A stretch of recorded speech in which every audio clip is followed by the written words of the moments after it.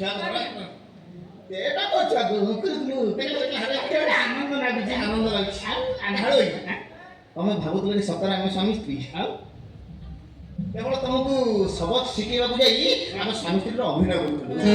ପ୍ରକୃତ ଆମ ଦି ଜଣଙ୍କ ଭିତରେ ସମ୍ପର୍କ ଜାଣିଛ ଭାଇ ଆଉ ଭଉଣୀର ସମ୍ପର୍କ ତା ପ୍ରମାଣ ବି ତମ ଆଚାର୍ଯ୍ୟ ଆମେ ଦେଇ ଦେଉଛୁ ମନେ ରାଖି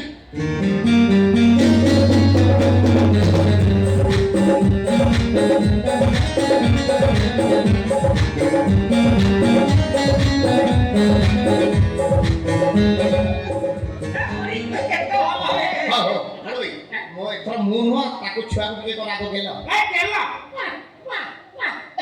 ଝିଅ ଛୁଆଟା ରାମା କରୁଛୁ ରାମା ଏ ସମାଜରେ ପୁଅ ଝିଅ ସବୁ ସମାନ ଏବେ ବୁଝିଲ ହଉ ଏକ ସ୍ତ୍ରୀ କି ଛୁଆକୁ ନେଇକି ଯା ସୁଖରେ ସଂସାର କର ମୁଁ ରଜ ବେଳକୁ ଭାର ନେଇକି ଯିବି ଯା ହରିଆ ଗୋଟେ ବଡ ପଣସ ବାରିଆରେ ଯୋଉ ଚମ୍ପା କଦଳୀ ନେଇକି ମୋ ସ୍ୱାମୀର ଭାରି ପ୍ରିୟ କାନ୍ଦିଟା ନବ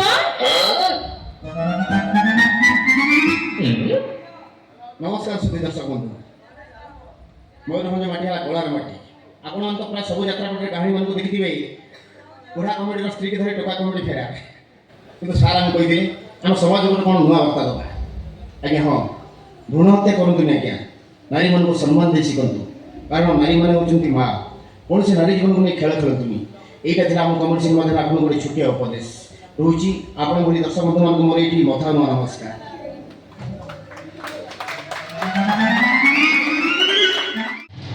ଆସନ୍ତୁ ଚଳିତ ନାଟକର ଅବଶିଷ୍ଟ ଅଂଶକୁ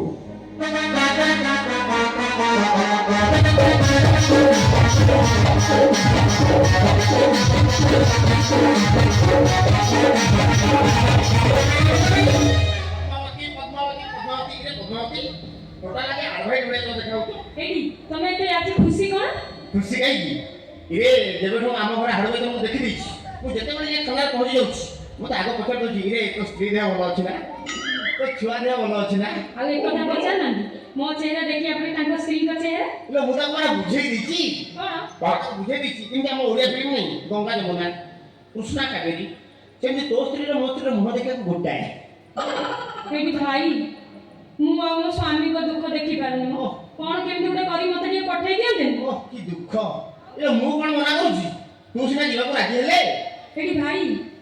ମୁଁ ପରା କହୁଛି ଏଇଟା ପୁଅ ଛୁଆ ବୋଲି ସେ ଯଦି ଜାଣିବ ଏଇଟା ଝିଅ ଛୁଆ ପୁଣି ଯଦି ମତେ ବାଡାବାଡି କଲା ଘରେ ଅଛ ହରିହର କଥା ପୋକ ପୋକ ହଳବାଇସି କରୁଥିଲେ ଆଜି ହଳବାଇକି ଘରକୁ ପାଣି ଦେବା ମୁଁ ଯାଉଛି ଭିତରେ ଲୁଚି ଯାଉଛି ସେ ଆସିଲେ ତମକୁ ଆସି ପଚାରିବ ସେ କୁଆଡେ ଗଲେ ତମକୁ ସେ ନାହାନ୍ତି ତାପରେ ଦେଖିବା ମୋର ବୁଢା ଭାଇଟା କଣ ନାଚ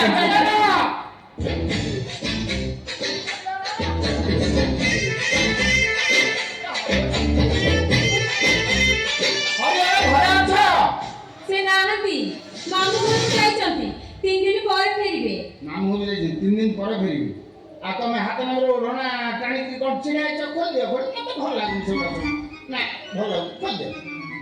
ଖୋଲିଦେବି ଯେ ହେଲେ ତମେ ଯଦି ତମ ସ୍ତ୍ରୀ ଭାବିକି ମତେ କୁଣ୍ଡେଇ ପକେଇଲ କୁଣ୍ଡେଇ ପକେଇବି କ'ଣ କାମ ତ ସାରି ଦେଇକି ଯିବି ଆଉ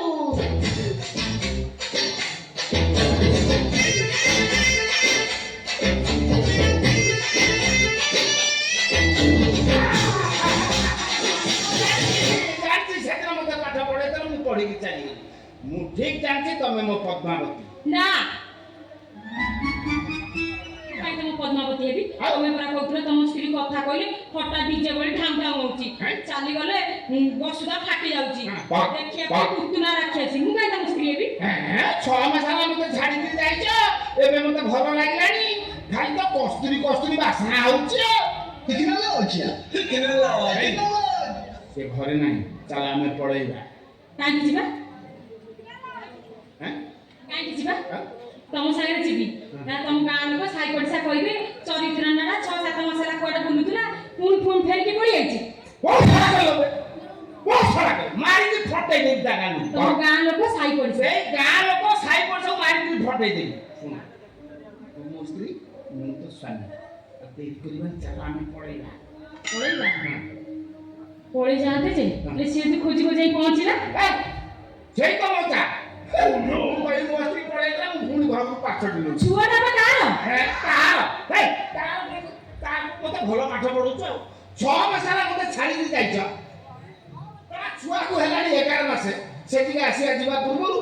ପେଟରେ ଛୁଆ ଥିଲା ମୁଁ କହୁଛି ଛୁଆ ଥିଲା ହଁ ଏଠି କ'ଣ ଆସୁନ ସେ ତ ନାହିଁ ଏବେ ନା। ଚାଲ ଆମେ ଏଇ ସୁଯୋଗ ଦେଖି ପଳେଇବା ଆଉ। ପଳେଇବା ହଁ ତାମା ଆସୁନ ହୋ ହଳୋଇ କାହିଁକି ଢୋ ଢୋ ମାରୁଛୁ? ତମେ ଲାଳାଂଶ ଦୋଷ ରହୁଛି ମୁଁ କହିଲି ଲାଳଂଶ ଏ ମୋ ସ୍ତ୍ରୀ ଧରି କ'ଣ ତମ ଚପଟ ମାରୁଛ ତୋ ସ୍ତ୍ରୀ ଆଉ ମନେ ମନେ 4 ବର୍ଷ ହେଲା ମୁଁ ବାହା ହେଇଛି ଦେଖିବ ଆଧାର କାର୍ଡ ଦେଖିବୁ ଦେଖ ଦେଖ ଆଧାର କାର୍ଡ ଦେଖ ପଦ୍ମାବତୀ ମୁଣ୍ଡ ଖରାପ ହେଇଛି ତମେ ବିରବ କାହିଁକି ତାମାନେ ମୋ ପୂର୍ବରୁ ତମେ ଏମିତି ଗୋଟେ ଧେଡିସ୍କି ବାହା ହେଇଥିଲ ହରିଆ ମୁଁ କ'ଣ କହୁଛି ଲୋକ କହୁଛନ୍ତି ନା ତମେ ଯେତେବେଳେ ୟୁନିଫର୍ମ ପିନ୍ଧିକି ଯାଇ ଛକରେ ଡ୍ୟୁଟି କରୁଛ ଲୋକ କହିଲେ ଦେଖ ଡେଡ୍ ବଡି ଚାଲିଛି ମୁଁ କହୁନି ଲୋକ କହୁଛନ୍ତି ତାପରେ ପଦ୍ମାବତୀ ତମ ସେକେଣ୍ଡ ହ୍ୟାଣ୍ଡ ମାଲ 2 ନମ୍ବର ମାଲ ତମେ ମାରିକି ତୁ ମୋ ସ୍ତ୍ରୀ ଉପରକୁ ହାତ ତ ଭାଇ ଜମା ଆମ ସ୍ୱାମୀ ସ୍ତ୍ରୀଙ୍କ ବଜାର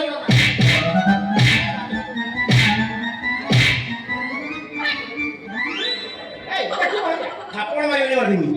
থাপড় মারিবনি মারতিমি তুমি ଟିକେ ରୁହ ରୁହ থাপড় মারিবনি মারতিমি আরে ଶୁଣ ମୋ କଥା ମୁଁ ତ ଏଇଠି ଠିଆ ତମେ ଯୋଉ କାଇଁ ଝଗଡ଼ା ରାখিও ঝগড়া নয় আজ ফাইনাল হবে তুমি কাটা করিব ফাইনাল ହେଇଯିବ ସେ କାହା ପାଖରେ ରହିବ ফাইনাল হবো ହଁ ফাইনাল কা কথা রইব ହଁ তুমি ମୋ স্বামী ମୋ পাখে রইব স্বামীর আও অছি স্বামীর আও অছি তা পাখে যাচ্ছ অনেক সে তুমি তাকে গোবরিয়া গোবরিয়া গন্ধেইব নাই তো তুমি যদি আগুন গীতা গোবরিয়া মাত্র সেମିତି মারিব নাই তো সত্য কথা তো নাই না তাকে বলে ফাইনাল ହେଇଯିବ ମୋ ସାଙ୍ଗରେ ଲେଖାପଢ଼ା ହେଇଯିବ ଯଦି ମଝିରେ ହାତ ଉଠାଏ ତାହେଲେ ମୋ ନାଁରେ କେସ୍ କରିବୁ ହରିଆ ରହିବ ସାକ୍ଷୀ ହେଲା রাজি যে কিন্তু ছুয়াটা তো দেবিনি ছুয়াটা কাই দেবনি ছুয়াটা তাকর ହଁ ହଁ ବାବୁ ଜାଣିଛ ପଦ୍ମାବତୀ ଏଇଟା ପୁଅ ଛୁଆ ବୋଲି ସେ ନେବାକୁ କହିଛି ଆଉ ଯଦି ଝିଅ ଛୁଆ ହେଇଥାନ୍ତା ଇଏ ଜନ୍ମ ଆସିନଥାନ୍ତା ପୁଅ ଝିଅ କଥା ମତେ କହନା ଇଏ ଆମ ଥାନାରେ ଯୋଉ ଘଟଣା ଘଟିଲା ମୁଁ ସବୁ ବୁଝିଛି ଆରେ ପୁଅ ଅପେକ୍ଷା ଝିଅ 100 ଗୁଣରେ ଭଲ ଏବେ ଇଏ ବୁଝିଲ ଯଦି ଇଏ ଯଦି ପୁଅ ଯଦି ନ ହେଇକି ଝିଅ ହେଇଥିବ ତଥାପି ସାଗର ଗ୍ରହଣ କରିନି ଫାଇନାଲ ଫାଇନାଲ ହେଲା ନା ନା ସେମିତି କଥାରେ କହିଲେ ହବନି ଆସ ଏଗ୍ରିମେଣ୍ଟ ପେପର ଦସ୍ତଖତ କର ଆସ